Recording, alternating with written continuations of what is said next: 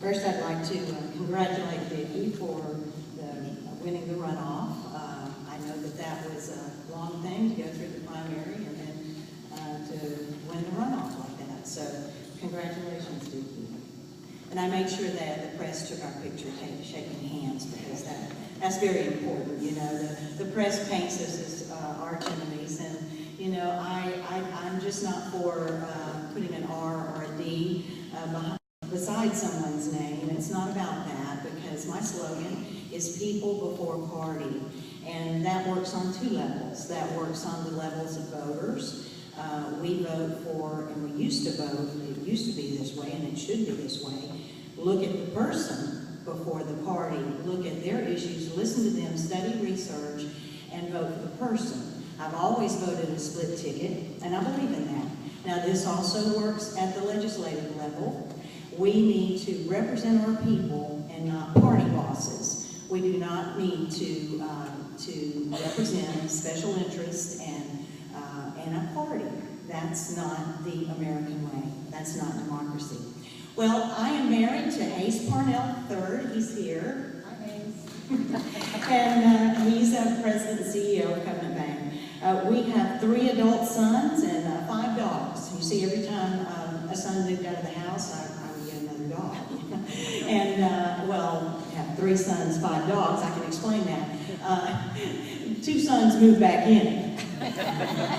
And I got reattached, and then when they left, I had to get 2 more dogs, so go figure. But I did graduate in Spanish literature from Arizona State University. I graduated magna cum laude. I have a law degree from ASU and honors in legal research and writing. I was a law clerk for a state Supreme Court justice. I also owned and operated a successful advertising business for 10 years, Front Page Advertising, and I sold that business in 2008 for a profit. And you all know that I was the first Miss Leeds area some 30 years ago, and your Miss Alabama. And you know, I learned a lot from that experience, a lot, Vicki. As a Miss America contestant, you see, I got along with all of my opponents. I did. And I can get along with Vicki too. I know I can, although I'd get along a lot better if we competed in an evening gown. This is not going to happen. I've got a red sequin one, Vicki. He said at least I didn't say a swimsuit. So, but before I get to the really important issues concerning District 45, I feel that I need to address 5 things. 5 things first. Let's get these things out of the way right now, because you're receiving all kinds of interesting telephone calls, I'm sure. You're reading things in the paper, and I just need to clear some things up. First of all, I want to talk about, let's name these things that I'm going to talk about. Are you ready? President Obama, John Rogers, abortion, Second Amendment rights, and gay marriage. Let's talk about that. Okay, now you'll know where Paige Parnell really stands. President Obama. To listen to the chairman of the Alabama Republican Party, Mr. Bill Armistead, you would think that Obama was checking in with me every day to find out what's going on right down here in Leeds, Alabama. Yeah, you'd think he was on the phone calling me every day. Why, he's made it sound like President Obama and I are skipping down the road holding hands, singing Kumbaya. Well, I got news for you. I really don't agree with everything that President Obama has done in his 3 years in office, just as I did not agree with a lot of things that President George W. Bush did. But you know what? The last time I checked, Obama does not live in District 45. And you know, I'm really tired of Mr. Armistead pointing fingers to Washington and using fear tactics against me, when what we really need to be doing is focusing on what's happening right here in District 45.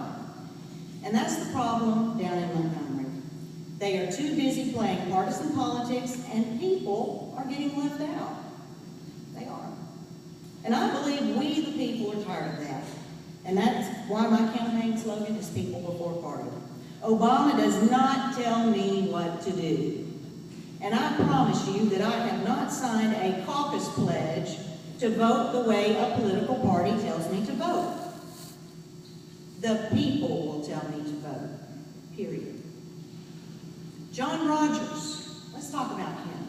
I've heard a rumor out there going around that I've cut a deal with John Rogers. And if I get elected, I will vote for him as chairman of the Jefferson County delegation. I've never met John Rogers. I've never had any form of communication with John Rogers whatsoever. And as a Democrat, I have the freedom to vote my conscience. And I'm not going to vote for someone unless I know them. So no, Paige has not cut a deal with John Rogers. I don't know him. Abortion. My personal religious views. I'm a Christian and I am pro-life. And I can promise you right now that I have never had an abortion and I will never have an abortion in the future. So there. Dickie, can you make that same promise? You've never had an abortion? Okay. Now, Second Amendment. Guess what?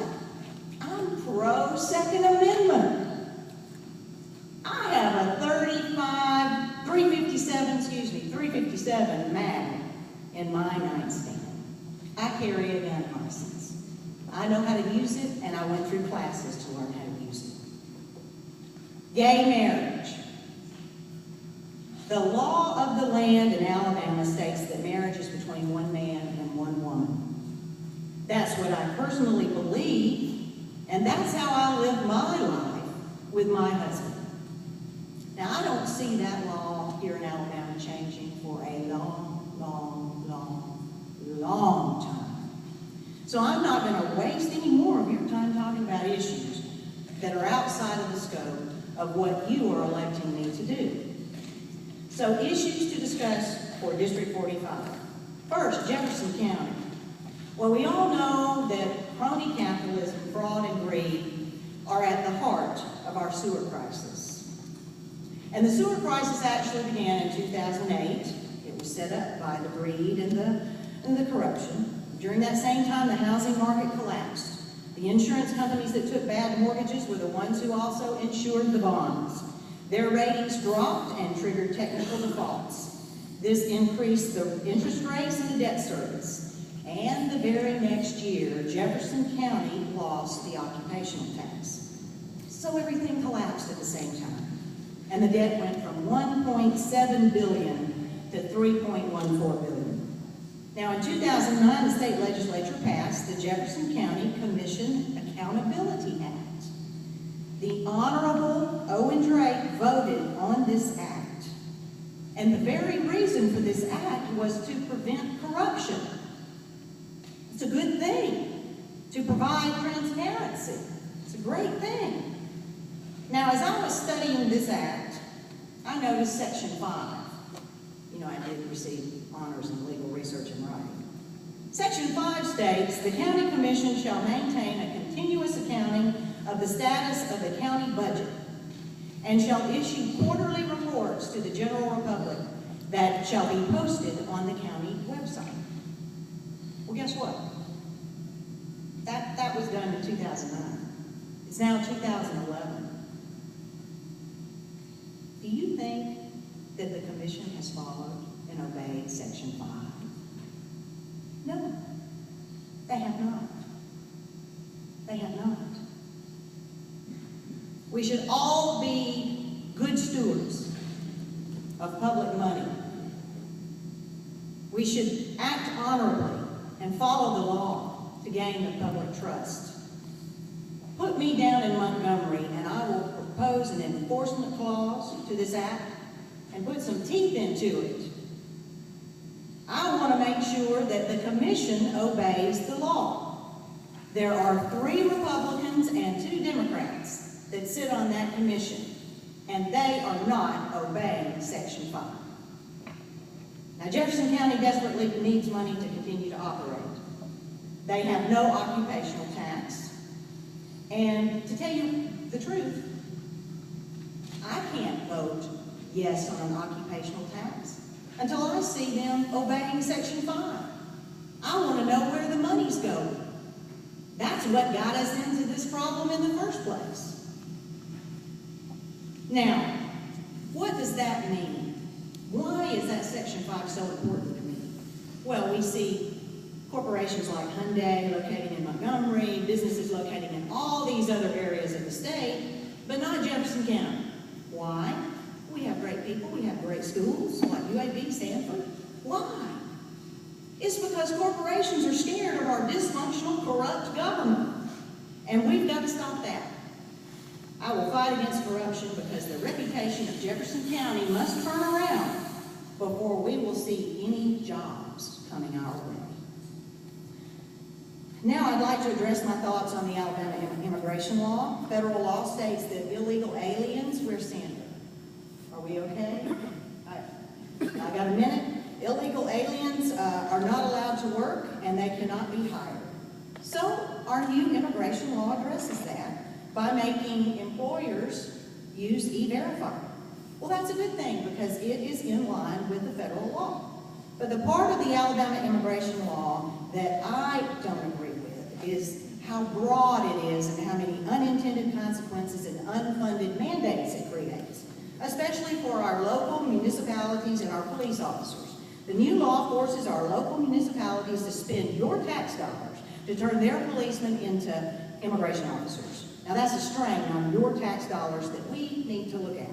After all, we demand basic protections. So while an officer is checking papers, and he cannot let that person go if they look Hispanic, he's got to check those papers. He has to. Meanwhile, there's a rape over here. There's a murder over here. There's a robbery over here. Something's wrong with that picture, folks, because that's taking away your basic protections. And I got a problem with that. This is an unfunded mandate. So what would be my main job as your representative? My job would be to make sure that you are not taxed 1 penny more than what is required to give you the services and protections that you demand from your government. Our children need great education. We've got to work on this. Our education keeps being cut. We're cutting into our basic services. The middle class is dying. This is not good. We can balance the state budget by closing some tax loopholes for out-of-state corporations like McDonald's and Target. And, we love McDonald's and Target. But you know what? They incorporate in Nevada, Delaware, and then they come through that loophole in our tax code, and they don't have to pay the same thing as our small businesses have to pay. That's not right. We need to level that. If we just close that loophole, it's not raising taxes, it's closing a tax loophole, make them pay their fair share as what our Alabama small businesses have to pay, then we could balance the state budget several times over. So I would like to fight for transparency in government, fight for corruption. I want to spend your tax dollars wisely, and I ask for your vote on November 29th. Remember my campaign slogan, people before party. That's what I stand by, and thank you so much. I'm happy to answer any questions afterwards, and I ask for your prayers. God bless.